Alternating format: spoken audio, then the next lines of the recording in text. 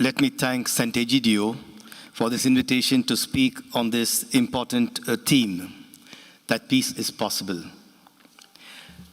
I'll start with a short reflection on our world today.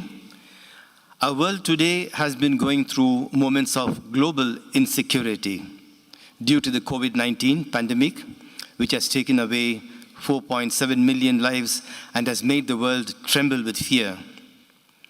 In spite of this insecurity created by the pandemic, our world is also undergoing another global tragedy. Conflicts, war, and violence, which takes away hundreds and thousands of lives, innocent lives, and puts hundreds and thousands of people on the road to exile in quest of safe haven. Love for power, love for controlling human lives through oppression, overshadows the power of love. Our societies in some parts of the world are nurturing hatred for fellow human beings.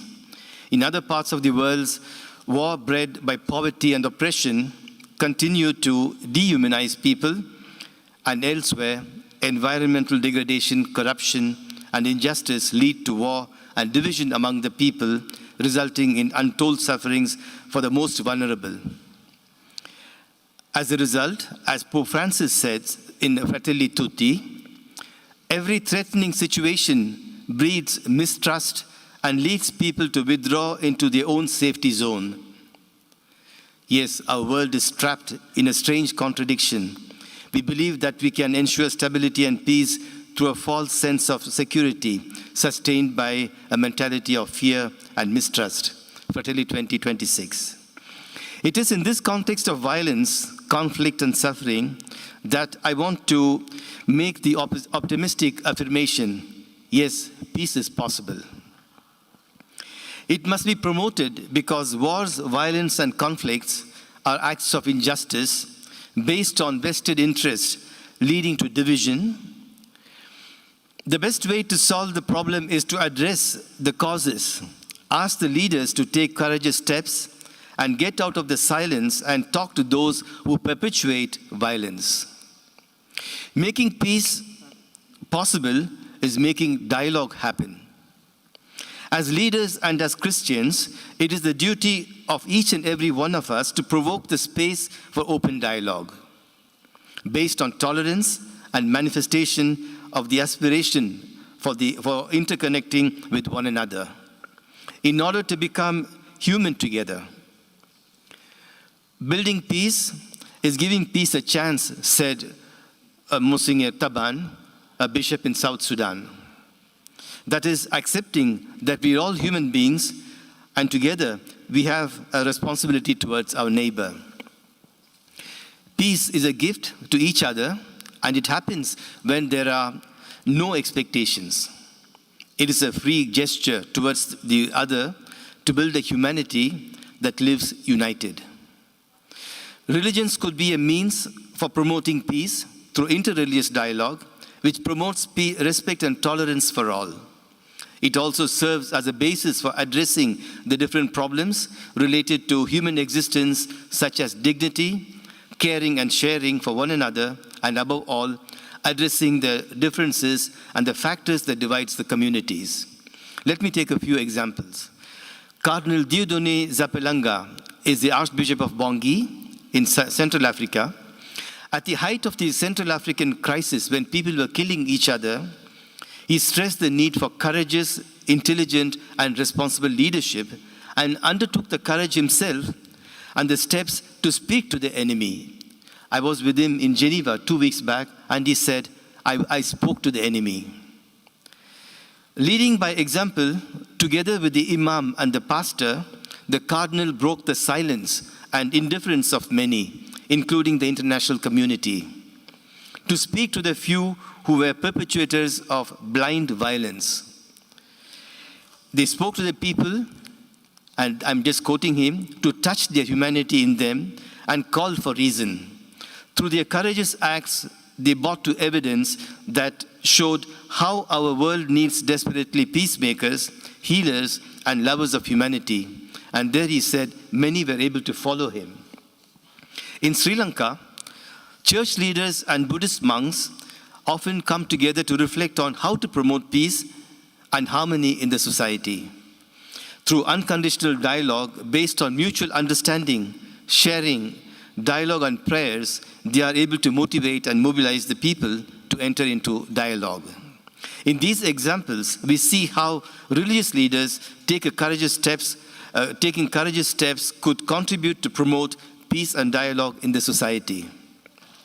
In many Caritas all over the world, the work of charity has always been a means of promoting peace and promoting life dialogue and living together at the grassroots levels through development projects.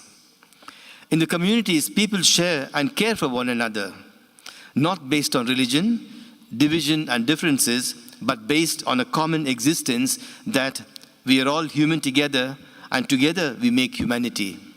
In Pakistan, for example, Muslim communities, through development projects, are able to engage in harmony with Christians by a conscious transformation of minds that violence is not an option in personal life. Together, they realize that peace and harmony are possible only if people are able to relate with one another as peaceful human beings. Through the different projects which brings them together, the communities are manifesting that peace is not a question of ending war or violence, conflict or differences, but rather a question of promoting justice and dignity, and that unites people as one family, discovering the humanity in one another. They also learn to respect each other and to promote unity. In South Africa, at the height of the COVID-19 pandemic, Hindus, Muslims, and Christians communities came together with the Catholic Church to help the poorest migrants. They were able to witness that possessing things for oneself does not allow sharing, and it only makes one selfish. But through sharing, it manifests that they desire to raise the power of love for the most vulnerable above their ego and selfishness. And Caritas, which was facilitating this, said, this led to working together in peace and harmony for sharing humanity with those who are deprived of basic human dignity. In Bangladesh, in the Rohingya camps, when the local communities started to become hostile, Caritas brought the local communities and the Rohingya communities together to share the sufferings of the refugees and, in the long run, bringing the local Muslim communities to serve their vital needs. There were different kinds of activities which were implemented to bring them to relate with one another. Restaurants that were running out of work due to COVID-19 pandemic prepared food for the refugees and shared them with Caritas, and the local communities, local Caritas, distributed the food to the refugees, thus a fruit of a dialogue. This gesture of solidarity and understanding of the plight of the people helped in promoting peace between the two communities. One of the members of Caritas said, each moment is a chance for each one of us to make peace, and this was from a local Caritas staff. Pope St. Paul VI said, if you believe in peace, it is possible, and if it is possible, it is a duty. Peace is possible because it is the duty of each and every one of us who believes in the human person, in the humanity of each of us. The culture of peace needs to be nurtured and developed. It is challenging injustices which do not allow others to live their human dignity. Peace building must be part of all development activities to promote life dialogue at the community level. This dialogue gives the people a future enrooted in the fraternity, leading to a culture of love and care for the neighbor. This sets the ground for peace and harmony. Pope Francis underscores in Fratelli Tutti that one of the reasons for division is inequality and access to resources. He says, in this world that races ahead, yet lacks a shared roadmap, we increasingly sense that the gap between concerns for one's personal well-being and the prosperity of the larger human family seems to be stretching out to the point of complex division between individuals and human community. For peace to be possible, we need to address social injustice, It presupposes that we are taking into consideration the establishment of a just order where human beings can find fulfillment, where they can be respected and their dignity recognized, and their aspirations met. Injustice and inequalities are those sad realities that prevent the reign of peace in our societies. This implies that for promoting peace and making it possible, there's a need for understanding that it is needed. As St. Francis of Assisi said, start by what is necessary, then do what is possible. Suddenly you are doing the impossible. It is at this juncture I want to underline that in the context of post-COVID-19, when we are developing a new paradigm of social and economic existence, we need to reflect on bilateral and multilateral development aid. The localization agenda is undeniably a future reality. To move from words to action, the localization agenda must systematically create provision for peace building in all the development programs in order to promote mutual respect, equality, and reciprocal concern in the communities. Without peace, it is impossible to think of development, and development without peace will not be sustainable. The role of civil society organizations, and in particular faith-based organizations, is vital in peace building.